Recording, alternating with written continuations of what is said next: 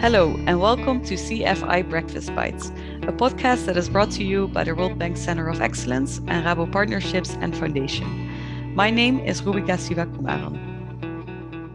In today's session, we will talk about CFIs and agricultural finance, and I will do this with two experts in the field, both from Rabo Partnerships, David Gerbrands, Global Head of Advisory Services, and Corne Louw, Senior Project Manager, Agribusiness and Cooperative Development.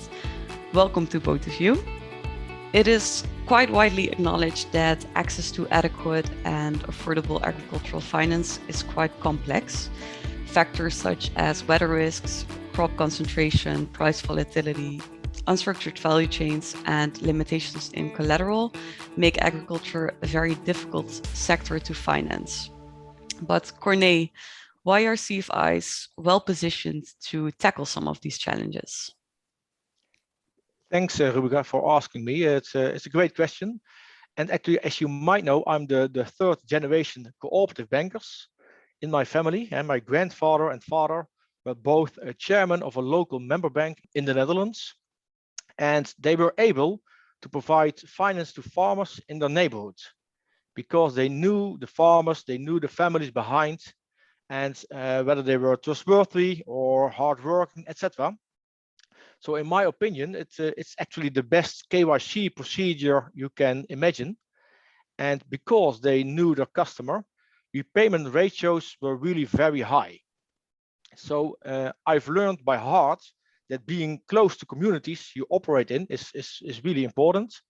And actually that's the core of a financial cooperative, in my opinion. And I've experienced that this is not only the case in the Netherlands, but also in other countries. I can still remember my first mission to Ethiopia. It was in 2010, where I conducted a credit trading course for CBO Bank. It's a cooperative bank in Ethiopia. And this bank is really very close to communities as well. And that's the foundation of the bank. That's a key principle of the bank. And it's part of their DNA. And because of being close to communities, they have been able to grow their business significantly. And they have very close ties to the communities. So we were really very like-minded on this important principle. But actually what you see now is that times are changing. And if you want to achieve growth, financial cooperatives have to reduce their operational costs as well. And it's still risky to lend funds onto farmers. So you have to mitigate risks as well. And in my opinion, that requires digital solutions. So for a financial cooperative, it's important to stay close to clients, to farmers, but to also take advantage of this digital trend and to create, we call it today, phygital solutions, the combination of physical combined with digital. And I've experienced that not all financial cooperatives are that agile to transition towards, let's say, the new world. Mm-hmm. And I think that's really important for all financial cooperatives in the upcoming years. So as I hear it, you see a great opportunity in digitization. David, can you elaborate a bit more on how digital enablers can contribute to CFIs that are financing agriculture? Thanks, Ruby. Thanks for the question. Yeah, to maybe build on what Corne is saying, first and foremost, cooperatives tend to move towards an older population. It's very much appreciated, like Corne said, that he came from a family where cooperative banking was still central and well understood. In current days, it's much more difficult to find such common ground and to have systems that have such a high trust level. So despite the fact that we see a huge opportunity for cooperative financial institutions, we also have to be honest and see that they also have to move quickly to remain relevant in their markets. And that's the way we look at cooperative financial institutions, really as part of the financial system and capable of delivering, especially on the lending side, where no other institution can. And to deliver on that promise, we think that digital can really bring them to the next level. And that's related on the one hand to efficiency and scalability. So it will allow them to service far more customers than they can do today. And that of course is related to the fact that digital gives you enormous distribution power.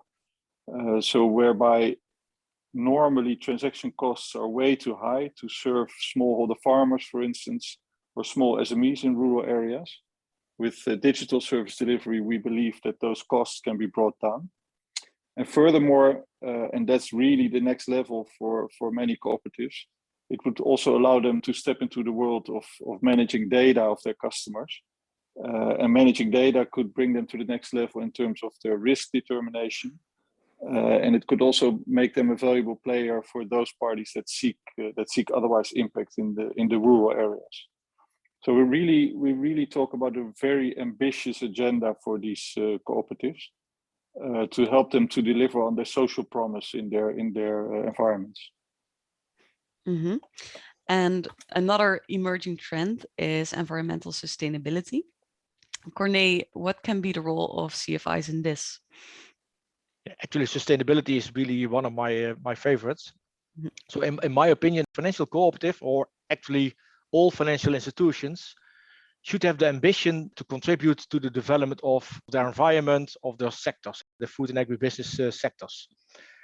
And that means that you have to finance investments that are environmental sustainable.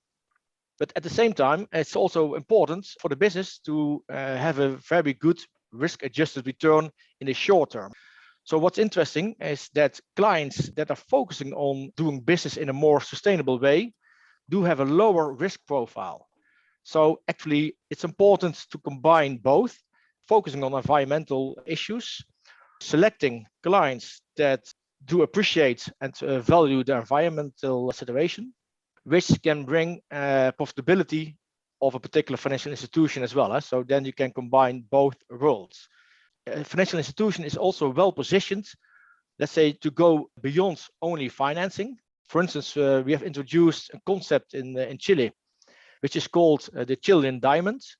And that stimulates cooperation between public, private, knowledge institutes, but also the civil society itself. And by focusing on common themes, such as creating sustainable production, contributes to the development of the whole region. So I think a financial cooperative is well positioned and can initiate partnerships as well. So it's really the combination of these factors and the cooperation of different stakeholders to make agricultural finance a success. Plus, it is also one of the mitigation factors in terms of mitigating risks and to offer loans to clients with a very high sustainable profile. Yeah, also very important. David, you will be moderating a panel discussion on this topic during the World Bank International Symposium. What do you hope to achieve with this session? Well, first of all, let me express my pride about the fact that we, together with Foundation and the Dutch government and the World Bank, are organizing such an elaborate week of panel discussions on this topic. So it's been really fantastic journey since we've worked together with the World Bank in Albania to help the cooperative system there. That we have forged this partnership. And this partnership is forged around the realization that looking at cooperatives is really a stakeholder game. So we've always said from the beginning between Rabobank and World Bank that we wanted to involve as many parties as possible. And we've already had some studies and some symposia and panels before. And it is really, fantastic to see how many parties have joined and shared their best practices with the community, I would say.